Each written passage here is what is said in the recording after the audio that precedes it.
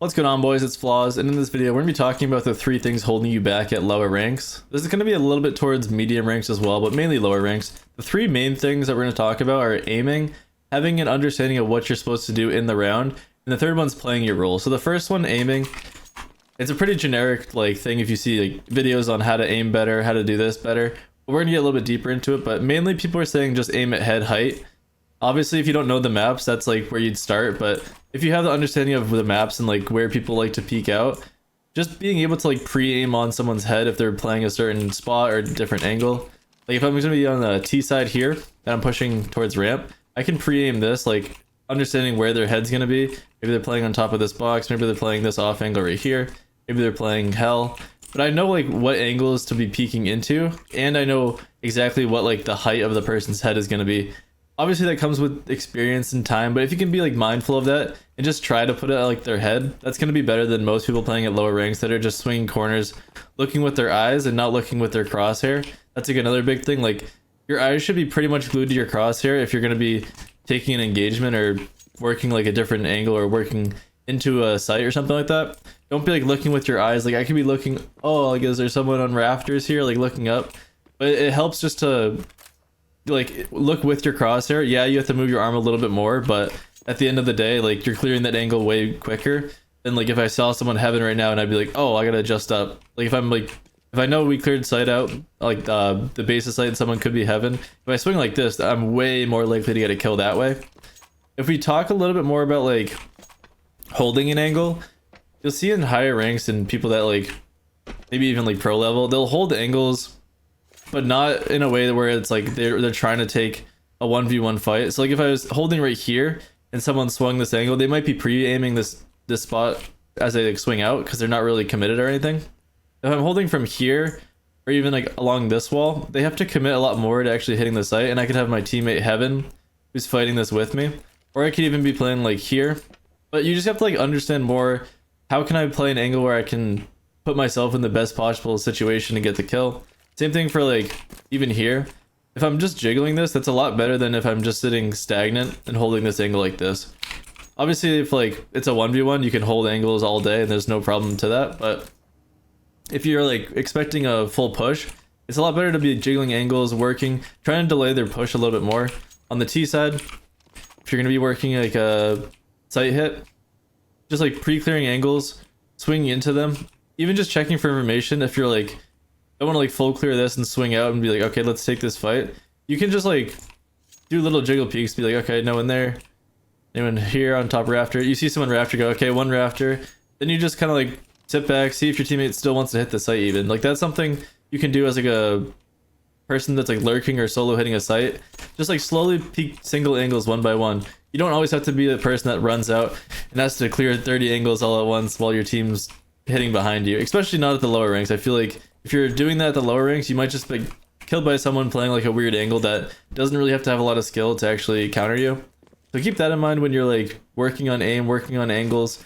Try to always be aware of where your crosshair is and what the next fight you have to take is. Next, we're going to talk about what your game plan is at the start of the round. If you have no game plan and everyone's doing the exact same thing at a lower rank, and no one's commenting hey, let's hit A this round, they're worst players there, they're the person that's playing it is not doing so well to actually hold this. If you're doing that, you're at least, even if it's a bad call, if your team's fully on board with what the play of the round's going to be, you're way more likely to actually win the round than if everyone's just peeking different angles. Oh yeah, I do this every round, I peek the door. You're giving the other person the opportunity to switch it up on you and do a play where maybe they, okay, yeah, you guys been pushing the door over, and let me sit back and op it, right? They peek the door, you op them, that's a free kill, it's a 5v4, right? I mean, that's a very specific one to nuke, but if we're talking about your game plan for the round, just be sure you know exactly what your role is in the round. And that could be as simple as I'm throwing a flash towards ramp and I'm coming back and working with my team, right? This confusion right here, do a little bit better than that, but that confusion right there, and then I just come back with my team and everyone goes down outside. That could make them call something bad on the CT side. That could just give them a little bit extra time before they rotate down because they think one could be pushing ramp, right? Someone sees that flash, if it's thrown a little bit better, they come back here, they might not even re-peek this, they might go, oh, there could be one ramp, I don't know. So just doing little plays to like confuse the other team, understanding what your role is in the round. If you're the entry, if you're someone supporting the entry, throwing a flash that's trying to help them get out in different angles. That should have been better. Really, I'm a little rusty, but if you're throwing flashes like this for your teammate to swings red box, maybe you have smoke set up.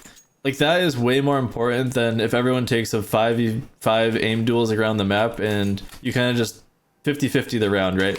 So have a game plan, have something where you know what your role is in the round, and I think that's going to help you guys just like win way more rounds and actually just like statistically be better off in your overall games that you play. You're not going to win every game by having a set plan, but you're going to win a lot more than if you were just a 50-50 every single game you played. The last thing we're going to talk about, I think that we talked about actually understanding what your role is on the team, which plays right into like your role for the round, or your game plan for the round. If you're someone who's on the T side and you like, you know what, we're not really hitting a site fast enough. Like we can't get out there and we can't even get onto the site, right? You can say, hey guys, like I'll entry this round. I know I'm not the best entry. It's not like my preferred role, but for you just like sacrifice some kills to like be like, yeah, you know what, the scoreboard really doesn't matter until the end of the game, which is the main two numbers, like your rounds.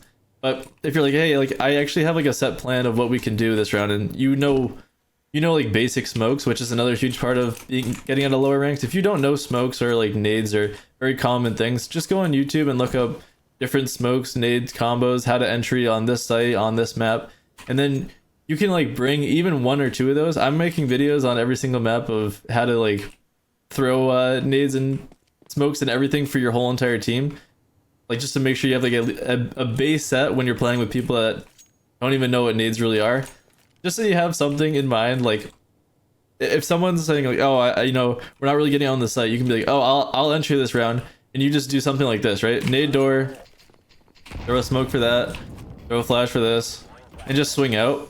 Just doing that, I mean, I didn't really do anything fancy. It's very simple, basic stuff. This works at higher ranks. This has worked in ESEA like main matches. It's worked in like very high ranks. Like it's not something that's gonna be filtered out and someone's gonna like completely counter you, like especially not someone in like a really low rank, right? So you do something like that, you swing out. This way you're setting yourself up to actually take these fights on the site, and your team can just push right behind you very easily because they're not really worried that they're gonna die first, which is like a huge common problem. But I hope this helped you guys out. This is like pretty generic stuff, but it's things that people don't talk about, especially in like YouTube videos. I feel like people don't really mention like the basics, which is mainly what Counter-Strike is. It's been refined so much over the years that just going back to the basics and understanding what every single team's doing, what every single like high level player is doing, really helps the lower people actually get up to that level very quickly. But anyways guys, hope you enjoyed this video. Please leave a comment or like down below, and I'll see you in the next one. Later.